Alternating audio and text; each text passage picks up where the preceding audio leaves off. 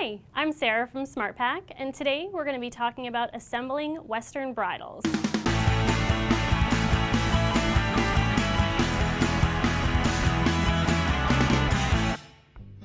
As you can see here, we have a lot of different options when it comes to choosing a Western bridle. One of the primary differences is how the headstall is put together.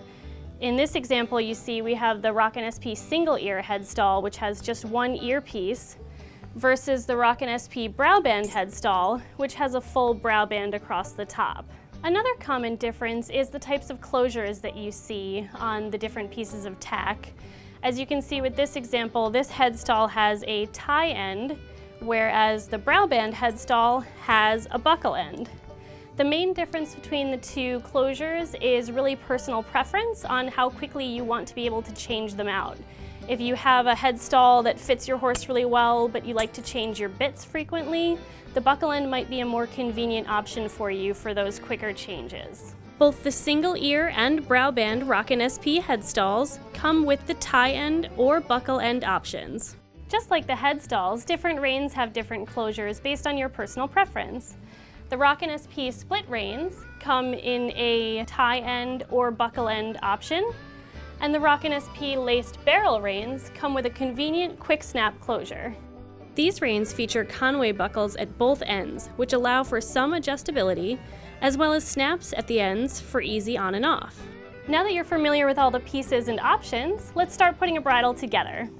We'll start with the Rockin SP single ear headstall with the tie end, and we take our headstall and we set it to the side, and the next piece is our bit. One of the most common misconceptions is that bits can go in either way, but there actually is a frontwards and a backwards, and so you can put your horse's bit in backwards by mistake. Fortunately, it's really easy to tell which way the bit should be facing.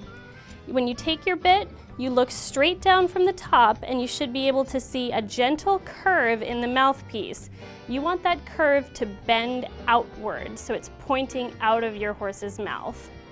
Once you know which way your bit is facing, you start with one end of your headstall, pass the leather through,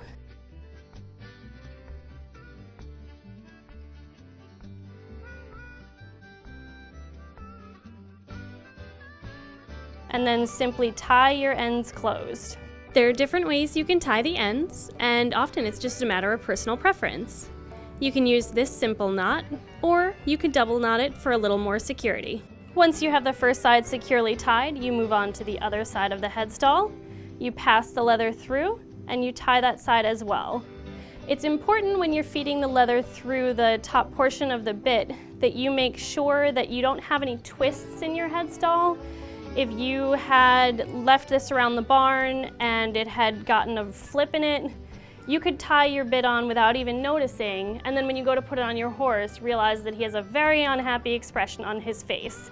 So you want to make sure once you tie the first end on that you lay your headstall out flat and make sure that you don't have any twists or turns. Then you feed the leather through and you tie that side as well. In addition to making sure that your headstall doesn't get flipped or twisted, you want to make sure that the shanks of your bit aren't flipping over as you're tying them. Your shanks should always bend towards the back. Now that you have your headstall attached to your bit, it's time to move on to your reins. We're going to be using the Rockin SP split end reins, and so they have the tie end just like our headstall did. And that's really helpful because you can take a look at the headstall and you can see that the tie ends end with the tie on the outside, and you want to do the exact same thing when you attach your reins. You feed the leather through and then you tie it off. And you can always double check your work, making sure that your reins match your headstall. As you're tying the reins on, you might notice that sometimes the holes, especially on new reins, are a little bit small, and the ties can have a little bit of a hard time going through. Sometimes holding just below the leather and twisting can actually help feed that through a little bit easier for you. And if you've had your bridle for quite some time and your ties are starting to wear out, we do sell replacement ties at smartpak.com. Because we're using a shank bit, there's one last step to finishing off this bridle, and that's adding the curb chain. Just like we did with the tie ends on the headstall and the reins, we want to make sure that the enclosure on the curb chain faces out. So we feed the leather through, buckle our curb chain closed, and feed it through the keeper. As you attach your curb chain to the other side of the bit, you want to make sure that all of the links of the chain are lying flat, that you don't have any twisting or anything that's getting caught up. When you're first putting it on, you'll want to attach it loosely and then adjust it so it fits comfortably on your horse. And just like that, you're done. Now we're going to put together the Rockin SP browband headstall, and we're going to be using a snaffle bit this time. On the browband headstall, as you remember, we have the buckle ends, so that's going to make putting on the bit quite a bit easier. Pun intended.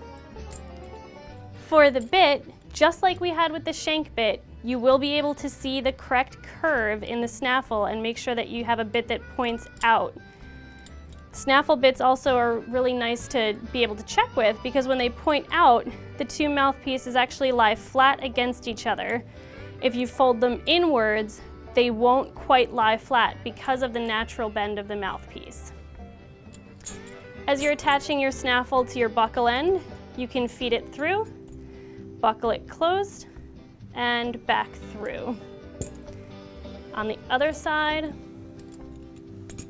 you make sure that your snaffle bit's not twisted, feed your leather through, and buckle it closed. Much quicker to put a bit on and off with a buckle end versus a tie end. If you thought that was fast, wait until you see us put on the Rockin SP laced barrel reins. With their quick clip closure, all you have to do is make sure that the correct finished portion of the leather is facing out and clip it on. Then you want to make sure that you don't have any twists in your reins, so you feed them through evenly, and you can attach the other side. And just like that, your bridle's assembled. These are just some examples of assembled bridles that we put together, but keep in mind that you can mix and match headstalls, bits, and reins to suit your horse's individual needs and your personal preferences. When you go to try your new bridle on your horse, keep in mind that bridles are fully adjustable for a reason. You should be able to fit your new bridle to your horse's individual shape. When you put it on, you might want to start with it a little bit bigger than it looks like it should be, so that way it's definitely not going to be too tight when you first fit it. Also keep in mind that your earpieces and your brow bands can move up and down, so you don't want to have any unpleasant pinching that could make things difficult for your horse and make riding unpleasant. Definitely make sure that you adjust it to a place that is comfortable for him, and you'll both enjoy your ride. I hope this has been helpful. Don't forget, you can buy all the products you saw today, as well as more Western tack and apparel at SmartPak.com.